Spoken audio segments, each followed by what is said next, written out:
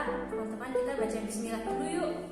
Bismillahirrahmanirrahim. Selamat mendengarkan teman-teman.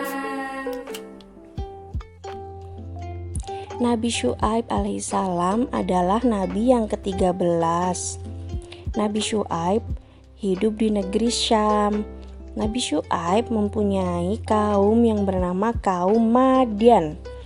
Kaum Madyan rata-rata berprofesi sebagai seorang penjual. Mereka melakukan jual beli di pasar. Ada yang menjual bahan makanan ataupun pakaian. Nah, tetapi teman-teman, kaum Madyan tidak semuanya solih. Ada yang berlaku curang ketika mereka jual beli, yaitu mereka mengurangi berat timbangan. Jadi seharusnya timbangannya kanan dan kiri seimbang, tetapi tidak kaum Madyan.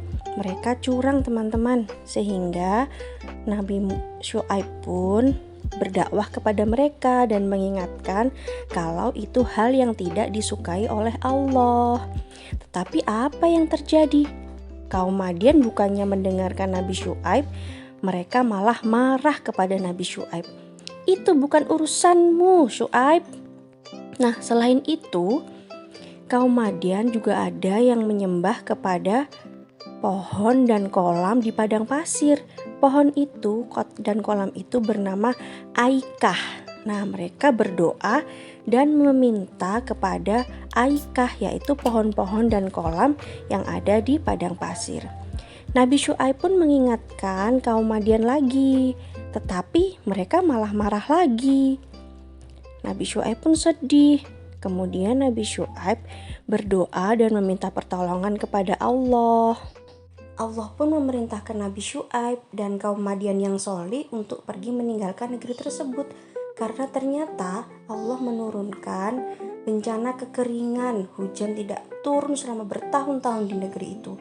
Selain itu, Allah juga menurunkan bencana gempa yang dahsyat sehingga rumah-rumah mereka semuanya hancur.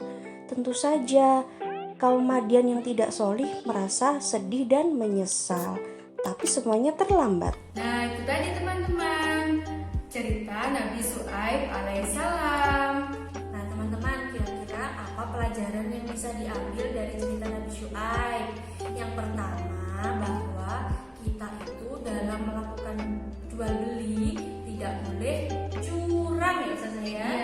Tidak boleh curang, timbangannya harus adil. Nah, yang kedua, kita tidak boleh menyembah pohon atau kolam atau matahari. Kita harus berdoa dan meminta hanya kepada Allah. Iya teman-teman, selalu ingat-ingat ya hikmah dari cerita Nabi Syu'aib dan kaumnya.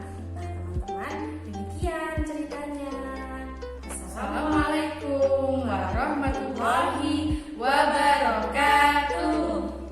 Nah teman-teman, setelah teman-teman lihat video Ustazah, jangan lupa ya teman-teman komen, Like, share, dan subscribe di channel KBTK Islam Salabudi.